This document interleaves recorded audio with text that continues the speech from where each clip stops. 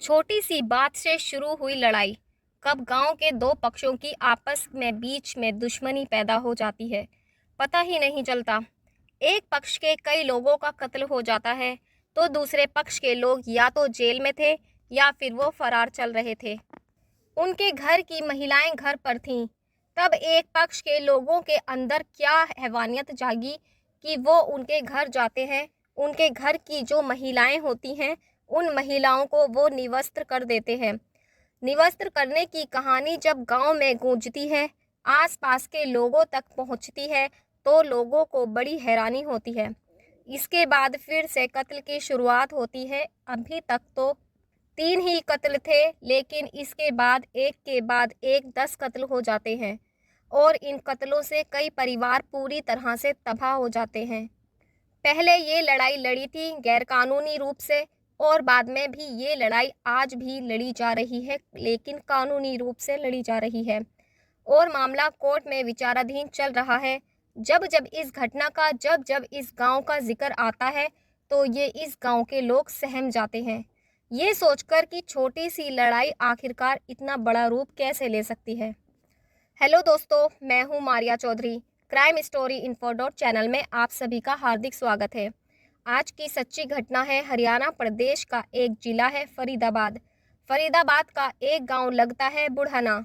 दरअसल ये बुढ़ाना की सच्ची घटना है। साल 1995 की एक बारात आने वाली थी और पुरानी जो बारात आई थी, उन बारातों को लेकर पुराना एक्सपीरियंस बहुत अच्छा नहीं था।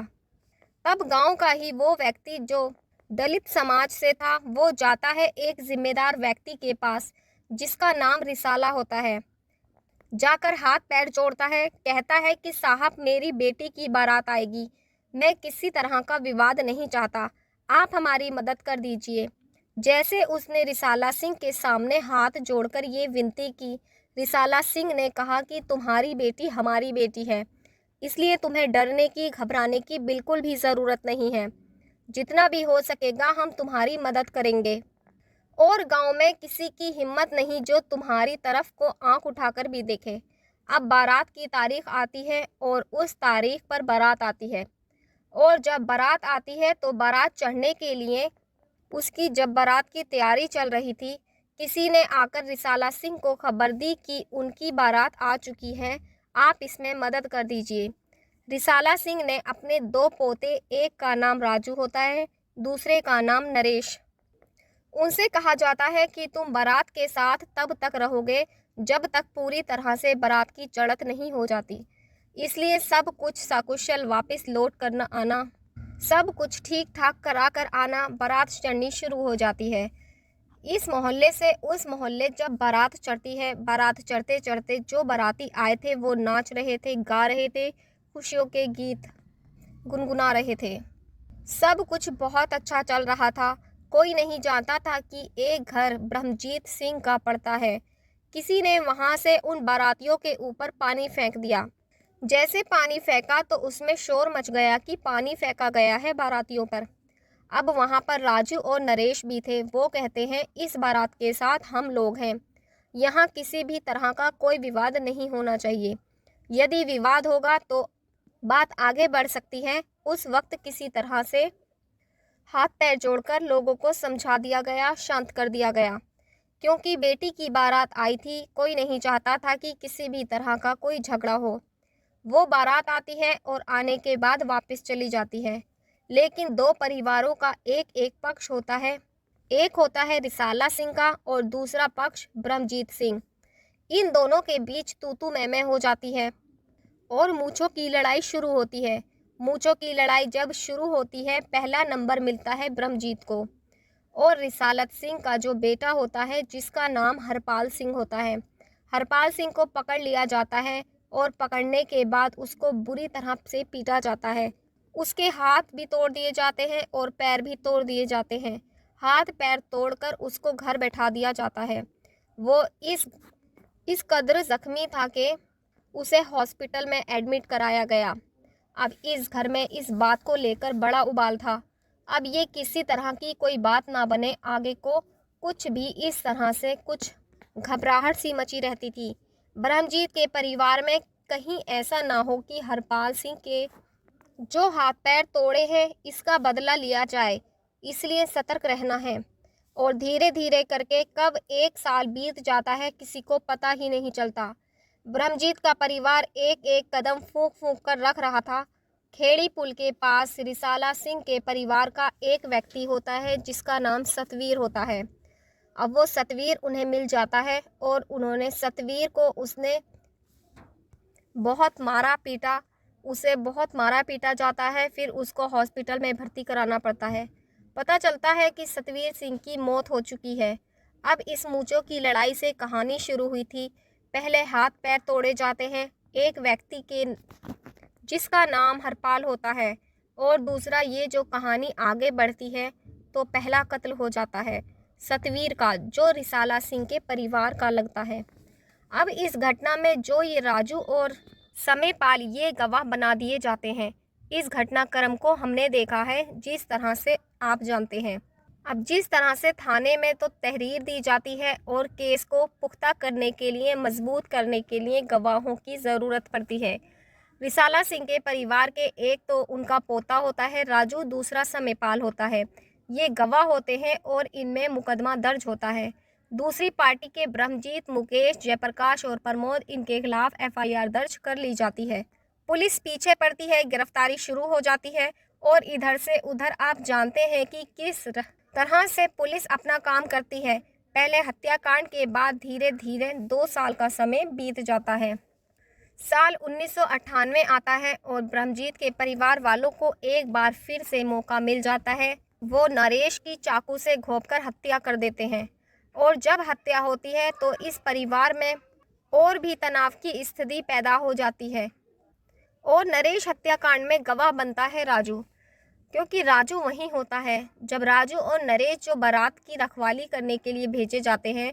ये नरेश तो मर चुका है, लेकिन राजू जब गवाह बन जाता है तो ब्रह्मजीत के परिवार वाले राजू का भी पीछे लग जाते हैं और इसी साल इनको साल 1998 में उन्हें मौका मिल जाता है और ओल्ड फरीदाबाद के पास राजीव चौक के निकट गोली मारकर राजू की भी हत्या कर दी जाती है। यानी कि एक पक्ष से अभी सबसे पहली शुरुआत होती है।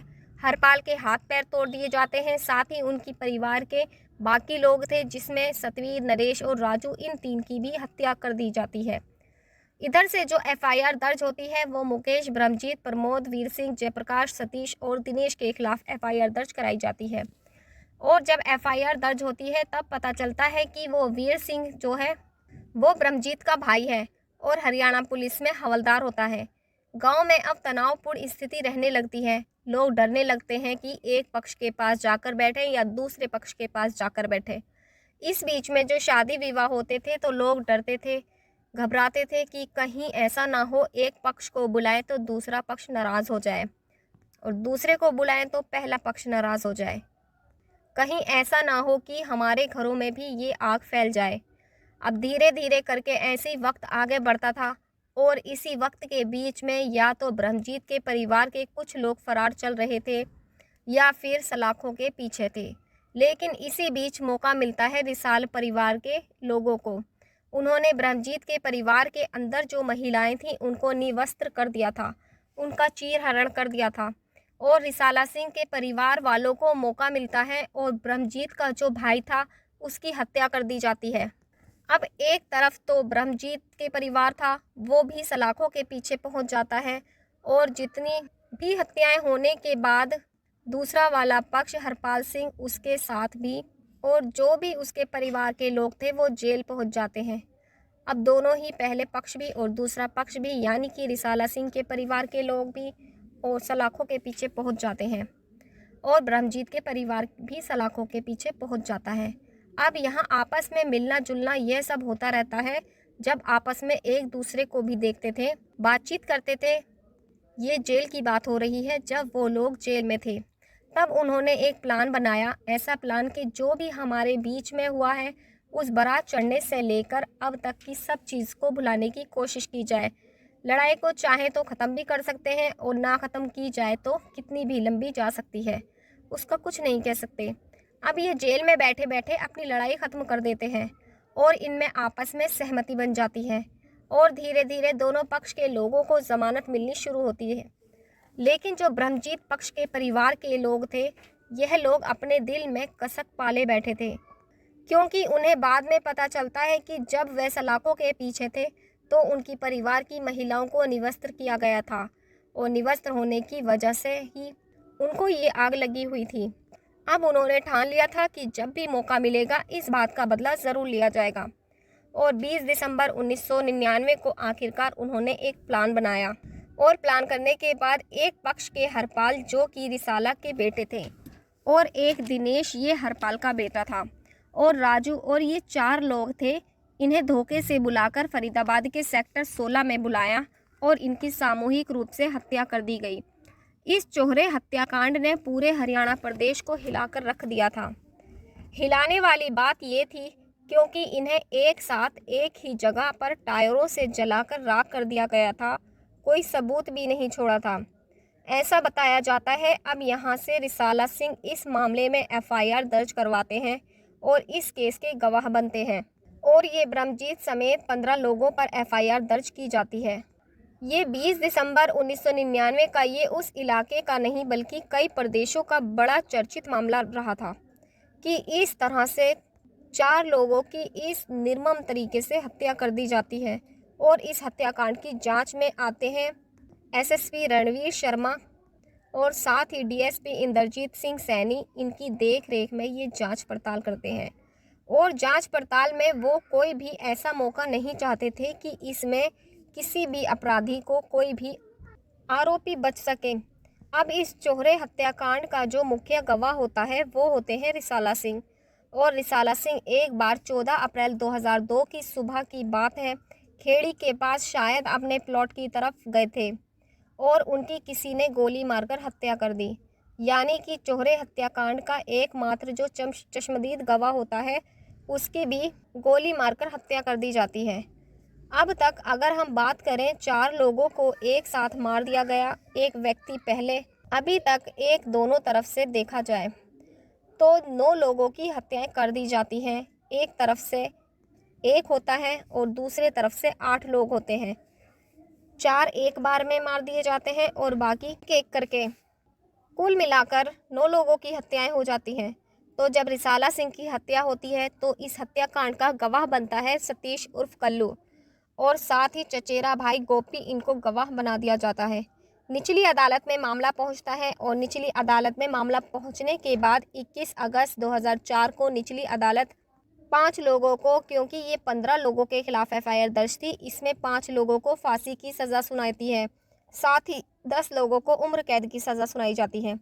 अब ये उच्च अदालत हाई कोर्ट में जब इस केस की सुनवाई होती है, उसके बाद उन्होंने कहा कि इस मामले को निचली अदालत ने फिर से सुनना चाहिए और हम इन्हें लगभग 6 महीने का समय देते हैं। 6 महीने तक वो अपने इस मामले की जांच करवाएं, कुछ भी कराएं, लेकिन इसकी फिर से पुनः सुनवाई होनी चाहिए।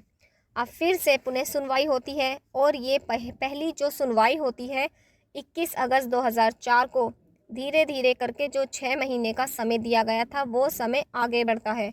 17 नवंबर 2013 आ जाता है और पता चलता है कि पुनः जो सुनवाई के दौरान सबको बाइज्जत बरी कर दिया जाता है, क्योंकि पुलिस ऐसे सबूत नहीं जुटा पाई थी जिससे कि अदालत के सामने रखे जा सकें कि चौहरे हत्याकांड में इस तरह के मामले में इस तरह की कार्रवाई हुई।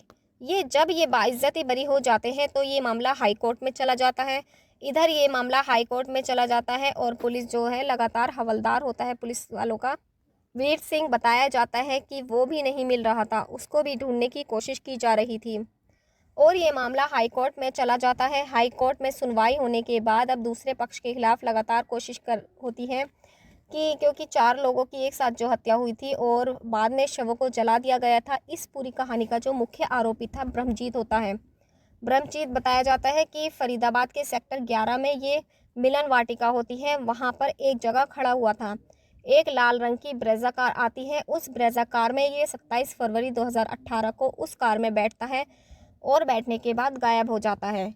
जैसे वो गायब होता है, उसके परिवार वालों ने हर जगह ढूंढने की कोशिश की, तलाश करने की कोशिश की, लेकिन ये नहीं मिलता। अब कहीं से मुखबिर के माध्यम से सूचना मिलती है कि 24 मार्च 2018 को ब्रह्मजीत की लाश वो हरियाणा पलवल के एक फार्म हाउस के अंदर लगभग 10 फीट गहरे गड्ढे के अंदर मिली थी। अब जैसे ही पुलिस को सूचना मिली तो पुलिस मौके पर जाती है और गड्ढा खुदवाती है। अब जिसकी वजह से 9 हत्याएं हुई थी, आज उसी का शव बरामद होता है। उसी की हड्डियां 10 फुट गहरा जब गड्ढा खुदवाती है पुलिस, उसके अंदर निकलती है। आखिरकार ब्रह्मजीत की भी लाश मिल जाती है। लोगों को लग रहा था कि शायद अब सब कुछ शांत हो गया है, और जैसे पुलिस इस मामले की जांच करती है और पुलिस की जांच में आता है कि ब्रह्मजीत ने राजीव भाटी पर जिस पर हत्या का आरोप लगा था, उसे किसी वजह से 4 या 5 थप्पड़ मारे थे और उस थप्पड़ का बदला लेने के लिए ब्रह्मजीत की हत्या कर दी जाती है। लेकिन जब ये मामला अदालत में पहुंचता है तो अक्टूबर 2021 को पता चलता है कि पर्याप्त सबूत ना मिलने पर राजीव भाटी और उसकी सहयोगी स्वाति शेट्टी को बाइज्जत बरी कर दिया जाता है। लेकिन ये मामला जब हाई कोर्ट में पहुंचता है तो उसमें 10 लोगों को उम्र कैद की सज़ा सुनाई जाती है और 2 लोगों को आजीवन कारावास सुनाया जाता है। आखिरकार इस मामले की पैरवी कर रहे वो रिसाला सिंह के पोते होते हैं, सतीश उर्फ कल्लू, और वो सुप्रीम कोर्ट की शरण में जाते हैं। कहते हैं कि इन्हें जो सज़ा मिली है यानी कि 10 साल, 2 लोगों को आजीवन कारावास, वो कहते हैं इन्होंने इतने हत्याकांड किए हैं, इतने हत्याकांड को अंजाम दिया है, इसके हिसाब से इन्हें सज़ा कम मिली है। इसलिए वो अभी सुप्रीम कोर्ट में मामला चल रहा है। शुरुआत में लड़ाई होती है गैरकानूनी रूप से, दूसरी मूंछों की वजह से एक के बाद एक कत्ल हो जाते हैं। अब दोनों पक्षों के 9 कत्ल हो जाते हैं और ब्रह्मजीत का भी कत्ल हो जाता है। कुल मिलाकर 10 के 10 लोग मारे जाते हैं और साथ ही कई जिंदगियां, कई परिवार पूरी तरह बर्बाद हो जाते हैं। लेकिन ये केस अभी भी कोर्ट में चल रहा है। दोस्तों, ये कहानी सुनाने का उद्देश्य किसी का दिल दुखाना, किसी को परेशान करना नहीं, बल्कि आप लोगों को जागरूक सचेत करना है। धन्यवाद।